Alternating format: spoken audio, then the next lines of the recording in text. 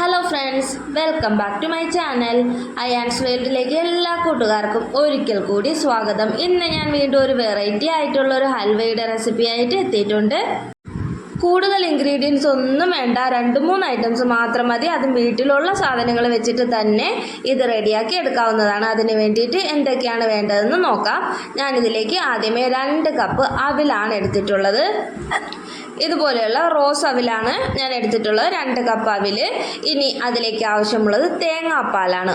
തേങ്ങാപ്പാൽ ഒരു medium size തേങ്ങയുടെ 1-ാം പാലും 2-ാം പാലും ഫുള്ളായിട്ട് ഞാൻ എടുത്തിട്ടുണ്ട്.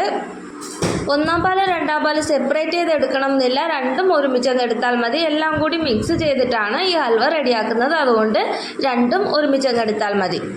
ഇനി മധുരത്തിന് ആവശ്യമായിട്ടുള്ള ശർക്കര എടുക്കണം. നല്ല മധുരം വേണമെങ്കിൽ ഈ ഒരു കപ്പിൽ 2 കപ്പ് അളവിന് എടുക്കാം. ഞാൻ 1 കപ്പും പിന്നെ 1/4 കപ്പും കൂടി 1.25 കപ്പാണ് എടുത്തിട്ടുള്ളത്. ഒരു മീഡിയം മധുരത്തിനാണ് ഞാൻ എടുത്തിട്ടുള്ളത്. ഇനി അതിൽ 1 കപ്പ് വെള്ളം കൂടി ചേർത്ത് ഇതിനെ ഒന്ന് മെൽറ്റ് ചെയ്തെടുക്കണം. ശർക്കര മെൽറ്റാവാൻ വെക്കുന്ന സമയത്ത് നമുക്ക് അടുത്തൊരു ജോലിയുണ്ട്. ഇനി നേരത്തെ എടുത്ത് വെച്ചിട്ടുള്ള അവിലൊന്ന് റോസ്റ്റ് ചെയ്തെടുക്കണം. അതിന് കടായി അടുപ്പത്ത് വെച്ച് ചൂടാകുമ്പോൾ അതിലേക്ക് അവിൽ ചേർത്ത് നന്നായിട്ടൊന്ന് റോസ്റ്റ് ചെയ്തെടുക്കാം. അതൊന്ന് കളർ ചേഞ്ച് ആയിട്ട് വരുന്ന ആ ഒരു സ്റ്റേജ് വരെ ആക്കിയെടുക്കണം. അവിൽ നന്നായിട്ട് മൂത്ത് വരുമ്പോൾ ഇത് പൊട്ടി പൊട്ടി വരുന്ന സൗണ്ട് കേൾക്കാം. അതാണ് ഇതിൻ്റെ കറക്റ്റ് പരുവം.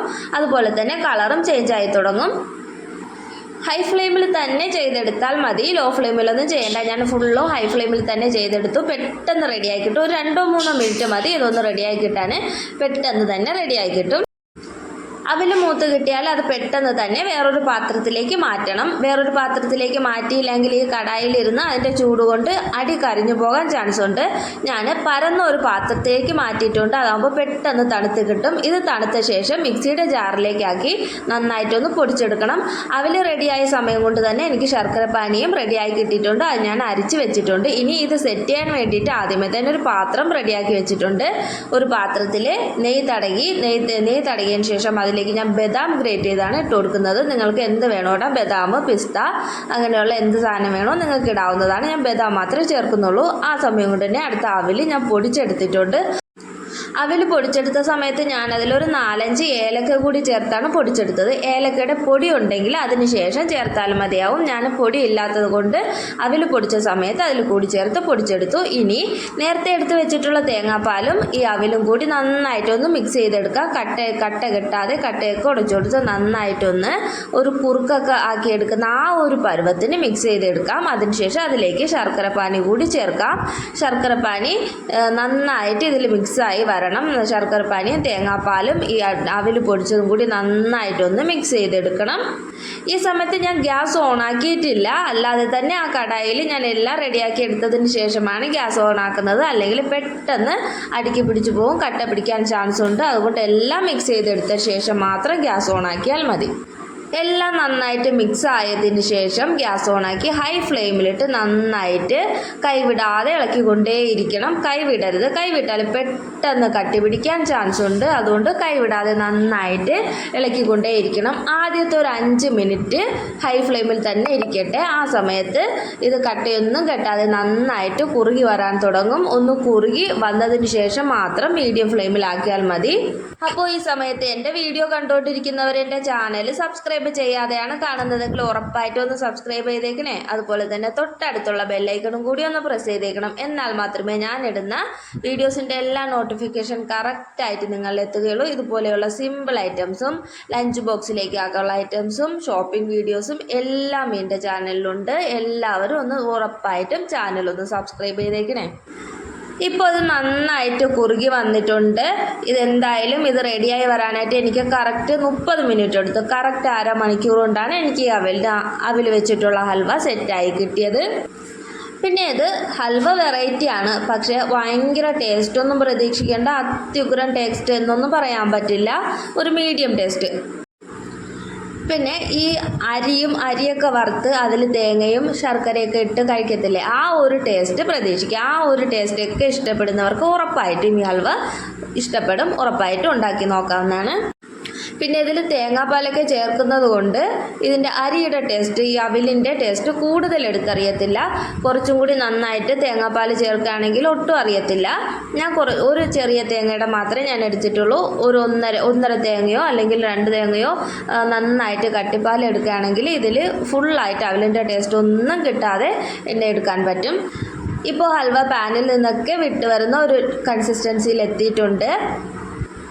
ഇപ്പോൾ ഒരു 20-22 മിനിറ്റ് ആയിട്ടുണ്ട്. ഈ സ്റ്റേജിലൊക്കെ ഓഫാക്കുകയാണെങ്കിൽ അത്ര കട്ടിയില്ലാതെ ഭയങ്കരമായിട്ട് സോഫ്റ്റ് ആയിട്ടുള്ള ഒരു ഹൽവയാണ് കിട്ടുന്നത്. അത് നമുക്ക് കട്ട് ചെയ്ത് കഴിക്കാൻ പറ്റില്ല, സ്പൂൺ വെച്ചിട്ട് കോരി കഴിക്കാനേ പറ്റുള്ളൂ. ഇത് ഒരു കറക്റ്റ് അരമണിക്കൂറിട്ട് വേവിച്ച് നന്നായിട്ട് ഒരു ബോൾ പരുവായിട്ട് വരും. ഫുള്ളായിട്ട് പാനിൽ നിന്നൊക്കെ സെപ്പറേറ്റ് ആയി വരുന്ന ഒരു കൺസിസ്റ്റൻസിയിലെത്തും. ഇപ്പോൾ അതായി കഴിഞ്ഞു. ഇപ്പോൾ അതുപോലെ ആയിട്ടുണ്ട്. ആ സമയത്ത് ഇതിൽ നിന്ന് എണ്ണ തെളിഞ്ഞ് വരാൻ തുടങ്ങും. തേങ്ങാപ്പാലിലാണല്ലോ ഉണ്ടാക്കുന്നത്, അതുകൊണ്ട് തന്നെ ചെറുതായിട്ട് എണ്ണ തെളിഞ്ഞ് വരാൻ തുടങ്ങും. ആ ഒരു സ്റ്റേജൊക്കെ കഴിഞ്ഞിട്ട് മാത്രമേ ഓഫാക്കാവൂ. അതുവരെ നന്നായിട്ട് ഇതുപോലെ ഇളക്കി യോജിപ്പിച്ചുകൊണ്ടേ ഇരിക്കണം. ഈ ഒരു സ്റ്റേജ് എത്തുമ്പോൾ നേരത്തെ മാറ്റി വെച്ചിട്ടുള്ള ബദാം ഗ്രേറ്റ് ചെയ്തതും കൂടി ഇട്ട് കൊടുക്കാം. നേരത്തെ പറയാൻ ഞാൻ വിട്ടുപോയി. ബദാം പാത്രത്തിലേക്ക് ഇട്ടപ്പോൾ പകുതി മാത്രമേ ഞാൻ ചേർത്തിട്ടുള്ളൂ, പകുതി മാറ്റി വെച്ചിട്ടുണ്ടായിരുന്നു.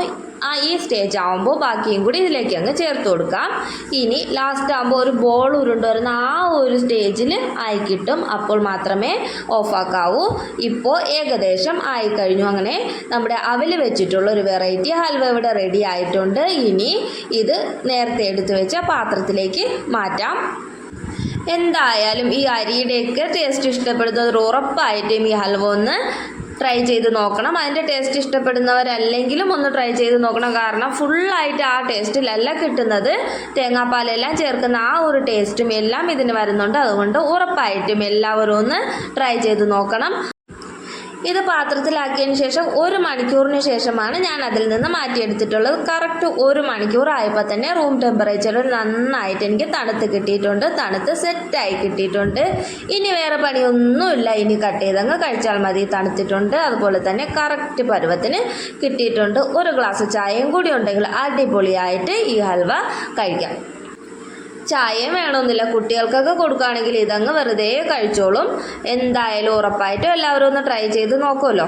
അപ്പോൾ ഇന്നത്തെ വീഡിയോ ഇത്രയേ ഉള്ളൂ. ഇനി അടുത്തൊരു പുതിയ വീഡിയോ ആയിട്ട് കാണും വരേക്കും എല്ലാവർക്കും നല്ലൊരു ദിവസം ആശംസിക്കുന്നു. അതുപോലെ തന്നെ എല്ലാവരും ഉറപ്പായിട്ടും വീഡിയോ ഒന്ന് ലൈക്ക് ചെയ്തേക്കണേ.